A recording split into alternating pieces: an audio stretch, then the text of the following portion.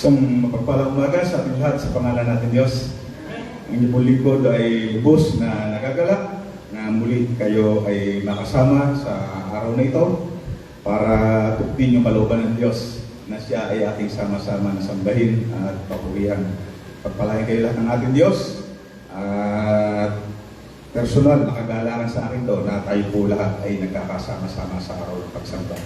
At siyempre sa lahat ng ating mga kapatid, mga kaibigan, mga kakilala na sa tuwina ay nakikisama sa amin sa pakikinig ng salita ng Diyos, malugod namin kayong binabati lahat dito sa lugar na ito, maging sa mga nasa sa inyong tahanan, ang pagbati ng inyong likod at ang dalangin, sana'y nasa mabuti lahat kayo na kalalagayan. Spiritually and physically, sana po'y pagpalain kayo lagi ng ating Diyos. Tayo muna lahat tayo mo at tayo manalangin. Aming amang dakila at makapangyarihan sa lahat, muli, salamat po Diyos sa napakahalagang pagkakataon na kami muli ay dinala mo sa lugar na ito o saan man kami naroon na ngayon ay nahandang makinig ng iyong mga salita. Dalangin ko po Diyos sa bawat bahagi ng iyong mga salita na aming maririnig, patuloy na magdulot ito sa amin ng pagpapala. Hinahadlangan namin, O Diyos, ang pagkilos ng kaaway sa aming isipan, sa aming paningin, sa aming paligid, sa aming mga alalahanin, at bagkos inilalaan namin ng buo ang aming atensyon sa pakikinig at pagtanggap ng iyong makapangyarihang salita. Pagpalain mo na po, O Diyos, ang bawat isa sa amin, lalo tigit ang mga kapatid namin na sa umagang day, tatanggap ng iyong mga salita. Gamitin mo po mightily and effectively para po sa pagpapahayag ng iyong salita. Salamat po, Ama, sa pangalan po ng aming Panginoong Jesus. Amen. Muli palakpakan po natin ating Diyos. Hallelujah. Isang magandang bagay o isang mabuting bagay na tayo ay nakikita natin na patuloy tayong nakakaranas o nakakatanggap ng mga pagpapala mula sa Diyos. Yung tayo ngayon ay kahit paano ay medyo maluwag na. Kahapon, galing po kami sa Silang Cavite, doon sa inauguration ng church sa Silang. At pagka-uwi namin ng hapon, ay dumaan lamang kami sa ilang pamilihan. At nakita namin, yung talagang halos ay parabagang kung titingnan nyo yung galaw ng tao, yung galaw ng komersyo, ay parang wala na tayong COVID na iniiwasan. Bagaman siyempre, ang mapapansin nyo lamang yung face mask, meron pa rin. At saka yung pagpapasok kayo ng mga establishmento, ay meron pa rin silang kaunting checking na ginagawa. Pero pangkalahatan, pag tinignan natin, kumpara ng mga nakakarambuan o araw, napakaraming pagpapala na ngayon ang ating tinatanggap sa Diyos. Nakakikilos tayo at hindi tayo masyadong ganun katakot pagdating doon sa sinasabing yung COVID na ating nararanasan. At syempre, lalo din sa panahon ito na tayo haharap humaharap na tayo sa tinatawag na pagpasok ng bagong taon at itong pagdiriwang yung tinatawag nating Kapaskuhan. Syempre, pag tinignan natin yung Kapaskuhan, laging ang gaya nga binanggit ng ating kapatid kanina sa giving, talagang buhay na buhay yung tinatawag na yung pinansyal, yung pagdaloy ng pinansyal, di ba? Kasi ngayon naman kahit paano mayroon pa rin namang mga bonus, di ba? At kahit paano, yun nga, nabubuhay uli yung mga anak buhay. Kaya marami tayong tinatanggap mula sa Diyos. Lalo tigit sa panahon ito na talagang gusto rin naman natin na maging pagpapala sa mga tao. Diba? Kasi pag dumating ng Kapaskuhan, bagaman masarap na tumanggap, masarap din naman na tayo nagbibigay. No? At siyempre, lahat ng iyan ay nangangailangan ng tinatawag ng pagpapala. Partikular, pagpapalang pinansyal. Tanong ko nga po kayo, gusto niyo po ba ng mga pagpapala? Pwede po bang yung excited talagang sabihin ng malakas na amen? Amen! Talagang po lahat tayo, no? Amen! Gusto po natin yan. Siyempre, materially and spiritually. No, hindi naman maganda na tayo punong-puno ng pagpapalang material, mga bagay ng pangmundo, pero yung ating spiritual naman ay kulang na kulang sa pagpapala. Sa umagang ito, gusto natin na madagdagan yung blessing na meron na tayo. Yung additional blessings. Gusto po ba natin yon? Bukod sa addition, gusto mo ba natin yung multiplication ng blessings? Di ba? Kasi pag addition, dagdag na. Pero pag multiplication, talagang halos walang limit yan. So, to, pag-aaralan natin yung spiritual arithmetic. Mathematics. Spiritual arithmetic. Sangayon sa awit, 84:11 at sa Efeso 1:3, doon ay sinasabi ro na tinanggap na naman natin yung spiritual blessings. Tinanggap na natin. Kaya lamang, sabi rito, tinanggap natin, kaya lang parang hindi natin nanonotice. Meron tayo sa buhay natin ang mga pagpapalang pisikal na tinatanggap naman natin araw-araw, kaya lamang hindi natin masyadong nanonotice. O kung hindi natin masyadong pinapansin. Babasahin ko po yung sa 84:11 ng Psalms. Sabi po nito, pagkat ang Panginoong Yahweh, pag-asa at sanggalang, kami pinagpapala mo sa pag-ibig mo at dangal. Hindi siya nagkakait ng mabuting mga bagay sa sino mang ang gawain ay matuwid at marangal. Kita nyo, nakakibat na yung tinatawag na pinagtitibay dito na sumulat ng Salmo, na talagang tayo pinagpapala ng Diyos at hindi niya kailanman pinagkakait na tayo lahat ay tumanggap ng mabuting bagay mula sa Kanya. Ang sabi rin sa Efeso 1:3 ni Apostol Pablo, purihin ang Diyos at Ama ng ating Panginoong Jesucristo. Pinagkalooban niya tayo ng lahat ng pagpapalang espiritual na nagmumula sa langit dahil sa ating pakikipag-isa kay Kristo. Tayo lahat na naririto, alam ko'y nakipagkaisa kay Kristo. Tinanggap natin si Kristo. At ang sabi rito, sangkaya sa sinabi ng Apostol Pablo, dahil tayo ay nakipagkaisa kay Kristo, pinagkalooban niya tayo ng pagpapalang espiritual na maaring hindi na natin napapansin. Hindi natin nakikita. Kaya siyempre, kapag hindi natin nakikita yung pagpapala na tinatanggap natin, siyempre, hindi tayo masyadong grateful. Alam niyo kahapon, ang naging focus ng mensahe po kahapon patungkol dun sa inauguration ng church, yung pagpapasalamat sa Diyos. Diba? Pagpapasalamat sa Diyos. Walang bagay na mangyayari kung hindi ito sa kagustuhan ng Diyos o kung hindi dahil sa Diyos ang talagang may akda nito. At yung mga tao na naririto, kung sabi ko kahapon sa silang, yan ay mga tumugon lamang doon sa panawagan ng Diyos. Kaya sabi ko, salamat sa Diyos, salamat sa tao. Di ba? Kasi ang Diyos naman, bagaman siya ay nagbibigay ng eto dapat, pero tao binigyan niya ng kalayaang magpasya. Di ba? Yun ang binigay sa tao yung kalayaang pumili. Kaya salamat sapagkat may mga kapatid, miski sa umaga nito, na pinili na dito'y magkasama-sama tayo. Na tumanggap ng pagpapalang spiritual mula sa Diyos. Ngayon sinabi ko nga, marami tayong tinanggap ng mga pagpapala na maaaring hindi natin ito napapansin. Dahil siguro, hindi natin ito masyadong pinahalagahan o di kaya hindi natin ito ginagamit. Kaya naririyan lamang. Alam niyo po, tayo nilikha ng Diyos.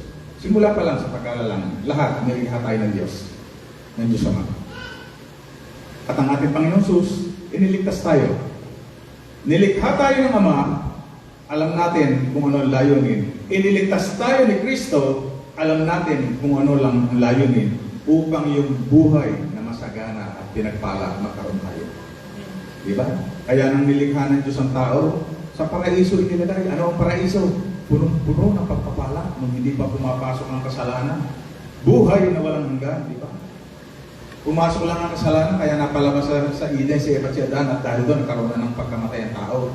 Pero sa kabila nun, hindi nagbago ang plano ng Diyos, ipinadala si Kristo para iligtas ang tao. Nang layunin pa rin, ibalik sa dating plano ng buhay ng tao ay maging punong-puno ng pagpapala. Yan ang gusto ng Diyos. Tayo pagpalain.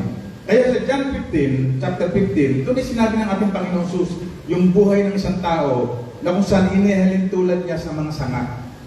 Ano sabi rito? Merong mga sanga na nagbubunga, meron namang sanga na kaunti lang ang bunga, at merong mga sanga na ang daming bunga. Ito ay tinala dito sa John 15:1-5. Babasahin ko po sabi rito. Sabi ng ating Panginoong Sus, ako ang tunay na puno ng ubas, at ang aking Ama ang tagapag-alaga. Inaalis niya ang bawat sangang hindi nagbubunga, At kanya namang pinuputulan at nililinis ang bawat sangang nagbubunga upang magbunga pa ng lalong sagana. Nilinis na kayo sa pamamagitan ng salitang sinabi ko sa inyo. Manatili kayo sa akin at mananatili ako sa inyo. Hindi magbubunga ang sangang hindi nananatili sa puno. Gayon din naman, hindi kayo magbubunga kung hindi kayo mananatili sa akin. Ako ang puno ng ubas, sabi ng ating Panginoon Jesus, at kayo ang mga sanga. Ang nananatili sa akin at ako sa Kanya, ang siyang nagbubunga ng sagana, sapagkat wala kayong magagawa kung kayo'y hiwalay sa akin. Mismo ang ating Panginoong Jesus ang nagsabi nito, yung napakahalaga na sa buhay natin, kung gusto natin tayo ay pagpalain, lalo tigit spiritually at maging pagpapala sa iba sa pamamagitan ng ating bunga, dapat tayo nakakonekta lagi o nananatili sa sanga. Walang iba kundi ang ating Panginoon. So sabi niya, kung kayo mananatili sa akin at ako'y mananatili sa inyo, magbubunga tayo. Hindi maaaring hindi. At sinabi pa niya sa Marcos 4:2-8, ang pinakano nito, doon sa mga tinatawag na may mga binhi na iniyasig, na doon may nagbunga ng 30 times, merong nagbunga ng 100 times, maraming nagmultiply sa madaling sabi. May mga buto na isang buto na kapag itinanim, hindi nagbunga ng isa lamang, kundi nagmultiply. Kaya dito makikita natin, ang gusto talaga ng Diyos, multiplication. Kaya kapag sa mathematical equation, sa mga proseso ng mathematics, multiplication gusto ng Diyos. Hindi yung paisa-isa lang. Yung kapag tayo bumunga, dapat marami. Kasi kapag marami bunga, marami ang makikinabang. Kaya sabi ni Apostol Pedro sa unang aklat niya, sa 1:2, sumagana nawa sa inyo ang kagandahang loob at kapayapaan. Sa Ingles, ang sabi rito, grace unto you and peace be multiplied. Kita nyo? Hindi sinabi rito ni Pedro na magkaroon ng doble. Yung kapayapaan meron ka ngayon. Kaya meron tayong naririnig na salita na yun ng Diyos na yung hindi malirit na kapayapaan. Di ba? Hindi simpleng kapayapaan lang yan. Yan ay matindi, marami. Alam niyo, posible naman talaga na mangyari na tayo ay mabuhay na kaunti lang ang blessing. Yan ang realidad. Pero kung gugustuhin natin, maraming blessing ang tanggapin natin mula sa Diyos. Nasa sa atin yun. Ang sabi nga rito, desire ng Diyos na hindi lamang tayo tumanggap. Ang sabi rito sa Lucas 6:38, siksik, liglig, umaapaw. Diba? Hindi sinabi ko, eto, takalan mo ha, bibiyang kita, pantay. Diba? Walang kulang, pantay. Pero hindi yun ang gusto ng Diyos. Ang sabi, siksik, press down, liglig, at may overflow. Diba? Hindi natin makakawakan yung pagpapala na binibigay ng Diyos. Sarap nun, di ba? Di ba yung bang tayo may pangangailangan? Meron tayong pangangailangan sa Meralco, sa tubig, sa matrikula, pagkain na araw-araw, konting ma-shopping, di ba? Pwede namang gawin ng Diyos na, okay, meron tayo, sapat nun. Pero yung tayo, matapos nating nagagastusan yun, tapos nakakapagbigay pa tayo sa iba, nag-overflow. Diba? Sarap ng pakiramdam nun. Yun ang gusto ng Diyos. Kaya kapag tayo ay may pangangailangan, sabi nga doon sa nabasa, pinasa ko kanina sa Isaias, ang Diyos ay nag-aantay na tayo'y pagpalain. Diba yung kaisipan natin malimit? Tayo'y nag-aantay sa Diyos na tayo'y pagpalain. Diba? Pero yung kababasa ko lang kanina, sabi, ang Diyos nag-aantay sa atin, tayo'y pagpalain. Ano yung inaantay sa atin ng Diyos? Meron inaantay sa atin ng Diyos. Na base sa kanyang mga pangako, dapat ito yung aking gawin. Diba? Magtiwala tayo, unang-una sa lahat. Ang sabi sa awit 84:11, kalawang bahagi, hindi siya nakakain ng mabuting mga bagay sa sino mang ang gawain at matuwid at marangal. Ito yung binasa natin kanina. Ibig sabihin, Nag-aantay ang Diyos ng tinatawag na gawain nating matuwid at marangal. Yun ang inaantay ng Diyos. Para yung inaantay naman natin sa Diyos, dumating, siksik, liglig, at umakakaw. Kaya alam mo, salamat sa Diyos, napakabuti ng Diyos. Na patuloy na sa kabila na tayo ay, lahat naman tayo nakakaranas ng kakulangan. Sa Kanya, sa iba't ibang kaparaanan, pero sa kabila ng laging yung opportunity tulad nito. Di ba? Na tayo ay binibigyan niya ng kaunawaan, ng karunungan para maiayos. Para magkaroon tayo ng guidance. Di ba? Yung una, binanggit natin, talagang gustuin tayong pagpalain ng Diyos. Multiply yung pagpapala. Ano pa yung mga ginagamit sa arithmetic? Ano pa ba yung ginagamit sa arithmetic bukod dun sa tinatawag na multiplication? Kailan ba natin gustong, alam ko gusto natin na tayo ay yung blessing ng Diyos mag-multiply sa atin. Amin po ba? Pero meron para tayong dalawa na dapat gawin. Yung subtraction and addition. Para yung multiplication mangyari sa ating buhay. Sabi sa unang Pedro 2:1, kaya nga, ito yung inaantay ng Diyos. Para yung multiplication mangyari na sa atin. Kaya nga, talikuran na ninyo ang lahat ng kasamaan, ang lahat ng pandaraya, pagkukunwari, pagkaingit at paninirang puri. Ang sabi rito, talikuran sa Ingles, therefore, rid yourselves. Alisin nyo, bawasin nyo, isubtract ninyo. Diba? Kung tayo naniniwala sa ating buhay, sa ating sarili, na talagang merong mga bagay na nasa sa atin. Diba? Bagaman tayo lahat ay nasa proseso ng tinatawag na nasa proseso tayo ng perfection. Diba?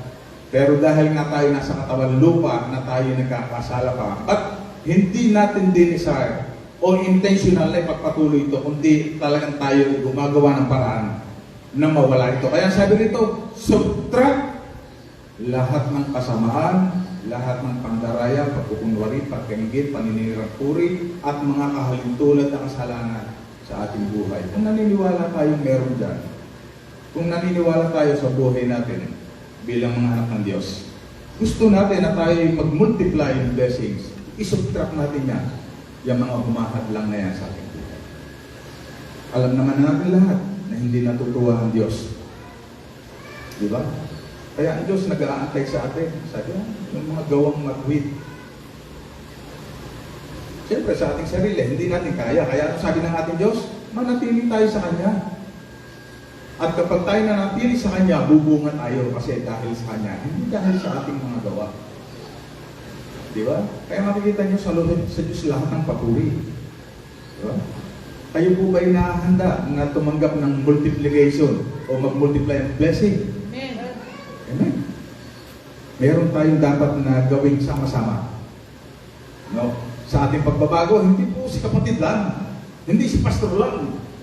Hindi si elder lang. Lahat po tayo. May kanya-kanya po tayong dapat gawin.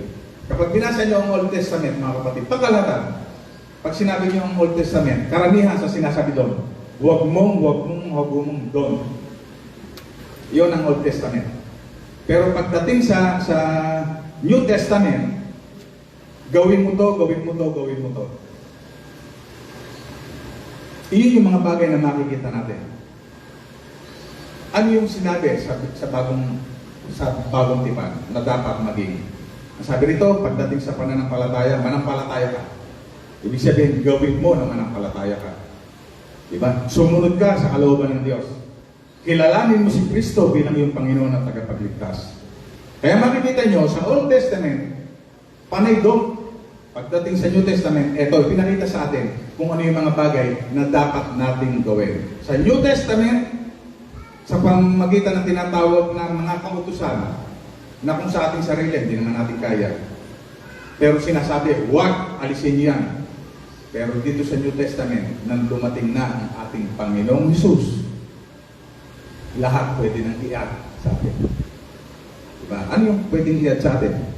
para magkaroon ng tinatawag na multiplication sa ating buhay. Ang sabi rito, kanina binanggit ko yung dapat ay i-deduct, i-minus sa ating buhay para tayo ay maging kalugod-lugod sa Diyos. Pero hindi sapat yun, na may inalis lang tayo. Di ba? Hindi naman po pwedeng bumait lang tayo, pero hindi naman tayo gumagawa. Ano ang iyaad natin sa ating buhay matapos natin mag-subtract? Ang sabi rito sa 2 Pedro 1:5, dahil dito, sikapin ninyong idagdag sa inyong pananampalataya ang kabutihan, sa inyong kabutihan kaalaman, sa inyong kaalaman ang pagpipigil sa sarili, sa inyong pagpipigil sa sarili ang katatagan, sa inyong katatagan ang pagiging makadiyos, sa inyong pagiging makadiyos ang pagmamalasakit sa kapatid, at sa inyong pagmamalasakit sa kapatid ang pag-ibig. Bagaman siyempre sa Biblia naman, alam naman natin lahat, ito'y 52 lamang.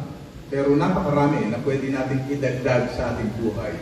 Kumbaga kung gusto nating maging kagamit-gamit sa Diyos at maging kagamit-gamit sa kapwa, marami pa tayong pwedeng gawin na hindi kasama pa dito sa ating binanggit. Pero for the sake ng ating pinag-aaralan ngayon, sinabi yung mga dapat na alisin, pero sabi, kinakailangan may idagdag. Pwede kasing mangyari na hindi ka na gumagawa ng kasamaan Kaya lamang hindi mo pinararamdam yung pag-ibig mo sa kapwa Di ba sabi dito yung pinakapanghuli? Yung pagmamalasakit sa kapatid, idagdag mo yung pag-ibig. Ibig sabihin, pwede pa lang tayo nagmamalasakit sa kapatid ang dating, pwedeng tayo nagbibigay ng tulong sa mga kapatid, but still, pwedeng wala pala tayong pag-ibig. Kaya dagdagan mo ng pag-ibig. Ano yung una? Sabi rin, add virtue. Yung kabutihan, yung goodness. Alam mo, ito yung nakakatuwa ang ating Panginoon Jesus Nang sinabi niyang idagdag sa ating buhay yung kabutihan, ginawa niya itong una Ano sabi rito sa Acts 10:38? Pumunta siya sa iba't ibang dako upang gumawa ng kabutihan sa lahat ng tao. Di ba? Siyempre, pag sinabi natin Panginoon natin si Kristo, gagawin natin yung kanyang ipinagagawa. Di ba? Dagdagan ng kabutihan yung ating pananampalataya. Kasi nagsimula tayo sa pananampalataya, di ba? Lahat tayo may pananampalataya, pero hindi sapat yun. Meron dapat makitang proof ng pagiging genuine na faith na meron tayo. Dapat after na tayo nananampalataya, makita sa atin yung kabutihan. Di ba? Makita sa atin yung kabutihan. Pangalawa, nasabi dito, yung kaalaman. Sabi dito, idagdag sa atin yung kaalaman. Paano ba tayo lalago sa kaalaman sa Diyos kay Kristo? Magpakalago tayo sa salita. Di ba? Gusto niyo bang paano niyo nakikilalang todo ang isang tao? O yung kaibigan niyo, bago niyo kakilala, paano niyo siya makikilala ng lubusan? Di ba dapat nakakasama niyo siya lagi? Diba? Inaalam nyo yung lahat ng tungkol sa Kanya. Ganun din sa Diyos. Kung gusto natin mapalapit sa Diyos, dapat kilala natin ang Diyos sa pamagitan ng Kanyang mga salita. At dapat lagi tayong nasa piling ng Diyos. Kasama natin sa lagi. Kung gusto natin yung knowledge patungkol sa ating Diyos ay lumago sa ating buhay. Di ba? Pangatlo, ang sabi doon, after ng knowledge, dagdagan ng self-control. Sino po ba rito yung hindi pa minsan nakakapagpigil sa sarili? Di ba? Bagaman siyempre, may mga, hindi naman natin ginajustify na tayo ay kapag napalagay sa sitwasyong hindi na natin makontrol, para bagang okay lang. Hindi pa rin. Di ba? Kaya natin ito binabanggit, ito paalaala na pwede pala tayong merong kabutihan, pwede pala tayong karunungan mula sa Diyos, pero dumadating tayo, nawawala tayo, sumasala tayo. Pag sinabing self-control, hindi naman yun sa panahon gumawa ka na mayroon ng galing sa'yo, and then, hindi ka nakapagpigil. Hindi naman ganun Yung simpleng kasalanan lamang na tayo tinatakaw ni Satanas. Yung bang appetite natin sa kasalanan yun ay gumana, hindi tayo nakapagpigil. Di ba? Yung self-control, hindi naman sa malalaking kasalanan lang naman. Lalo tigit sa mga simple. Marami tayo na. Kaya lang hindi natin napapansin. Di ba? Idagdag sa karunungan yung self-control. Idagdag naman sa ating self-control yung perseverance. Yung pagtityaga. Pagtitiis. Di ba? Yung kapatagan. Mahalaga sa atin lahat yan, mga kapatid. Ito yung sinasabi na kung gusto natin yung blessing ng Diyos ay mag-multiply sa ating buhay, dapat matatag tayo. Bilang Kristiyano, lalo tigit. Kung ikaw ay isang ama ng tahanan, dapat matatag ka bilang tatay. Kung ikaw ay isang anak, dapat matatag ka bilang isang anak sa mga bagay patungkol sa isang anak. Diba? Bilang isang Kristiyano, dapat matatag ka. Hindi ka may susway ng kahit anong issue, ng kahit anong sitwasyon, magpapatuloy ka. Yun sinasabi ng Biblia, di ba? Kaya sinabi natin, kaya ito binabanggit natin para patuloy tayong matuto. Di ba? Ang sabi sa Mateo 24:13, kapag hindi ka nagtitiis, hindi ka nagiging matatag, anong sabi ang kabaliktaran? Kapag hindi ka naging matatag, sabi ng Panginoon Jesus, ang promise niya, he who endures to the end will be saved. Ang sino mang magtiis hanggang wakas, maliligtas. Endurance yan. Maging matatag tayo. Kasi pag tayo naging matatag, sabi rin ng ating Panginoon Jesus, maliligtas tayo. Yun ang pangako niya. Sa Roma 2:7, sabi rito, buhay na walang hanggan ang bibigay niya sa taong nagpapatuloy. Kaya, siyempre, ang encouragement, itong mensahe na ito, actually, mga kapatid, lahat naman ng mensahe ay unang-unang niya-apply ko at tinitingnan ko sa aking sarili bilang gaya. Dapat ganun din tayo. Dapat makita natin ito kasi walang ibang magbe-benefit kundi tayo mismo kapag tayo nakinig.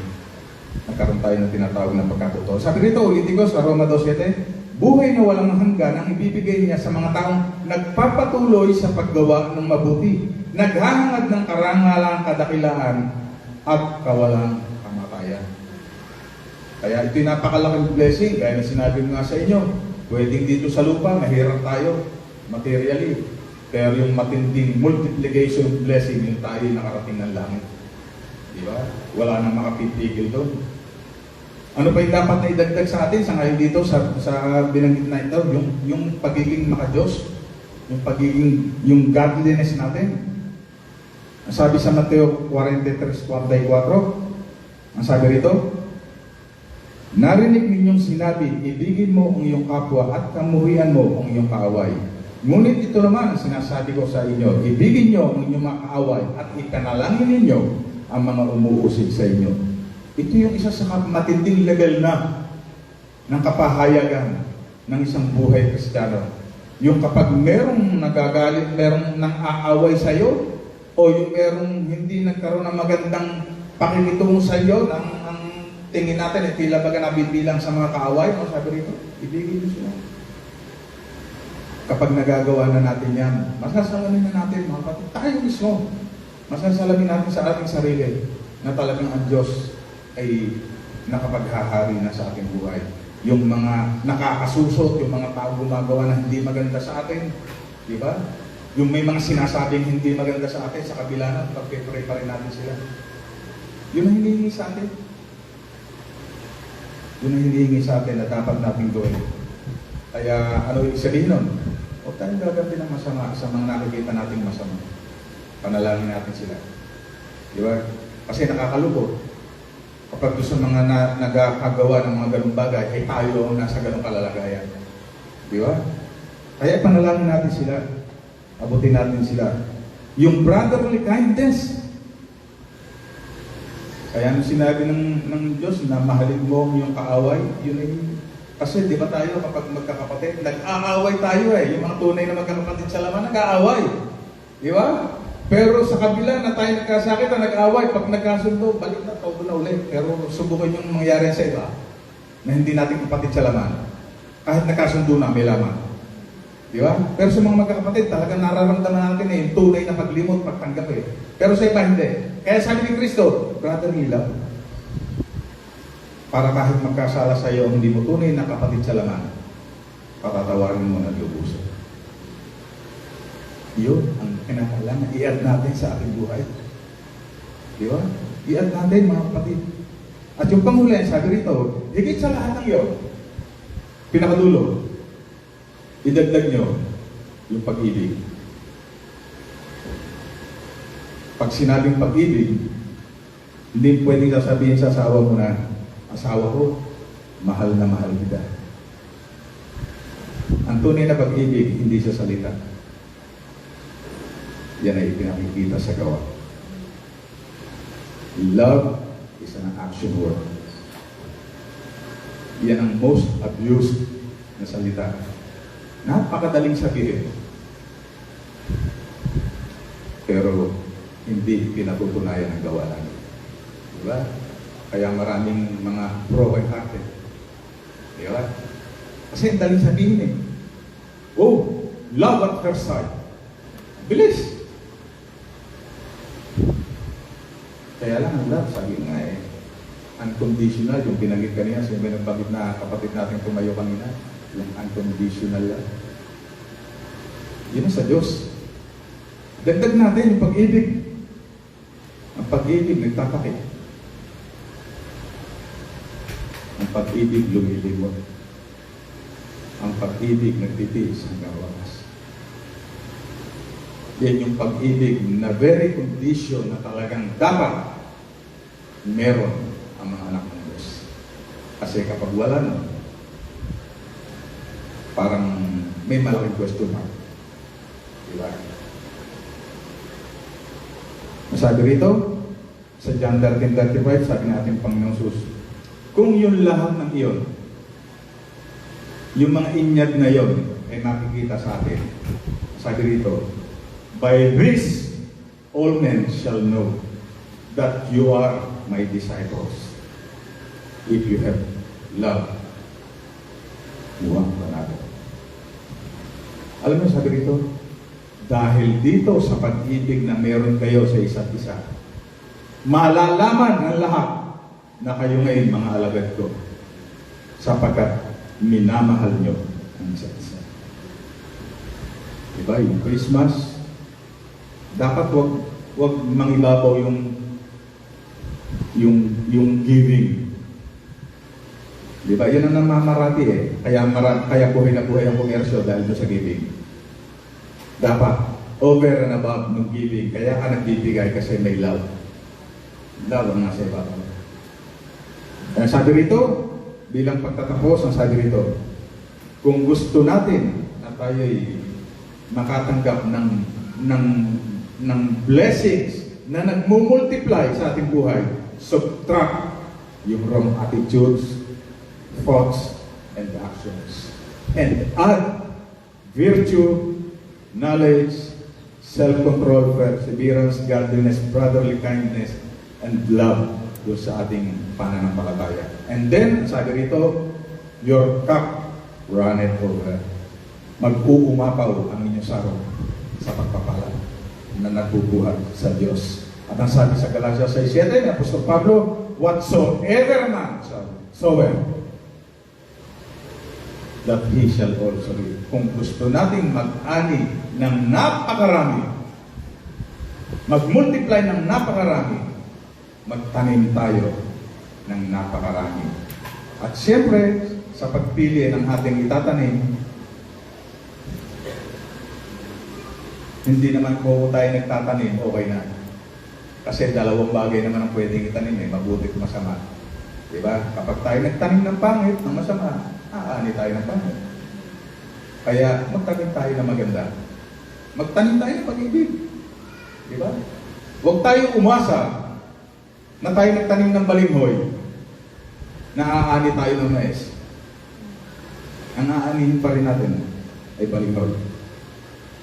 Bilang pagtatapos, huling talata, sabi rito sa Efeso 1:3, binasa ko na ito kanina, pinagkalooban tayo lahat ng pagpapalang espiritual na nagmumula sa langit dahil sa ating pakikipagkaisa kay Kristo. Kaya muli, sa umagang to, subtract yung mga alam naman natin ng mga hindi tama. Alam na natin yun. Meron tayong alam na nun. Iyan, yung mga bagay na alam din natin na dapat natin gawin. At kapag nangyari yun, yung tamang subtraction, tamang addition, ang pangako ng Diyos, multiplication of blessings ang ating mararanasan. Yan po ang spiritual arithmetic. Palakpakan natin ating Diyos. Tayo po lang natin tumayo. Tayo nanalangin. Mapagpalang Diyos, sa oras po ito, lubos po ang aming pasasalamat sa mga salita mo na aming pong tinanggap. Nakitang-kita po namin, O Diyos, sa aming buhay, ang mga bagay na dapat ay inaalis na.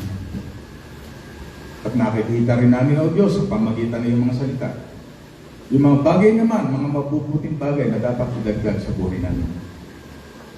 O Diyos, gaya ng iyong mga salita, nag-aantay ka na kami ay pagpalain. Gawin po namin, O Diyos, ang iyong mga tagubilin. Gawin namin, O Diyos, ang aming mga naririnig, ang aming mga tinatanggap na natututunan.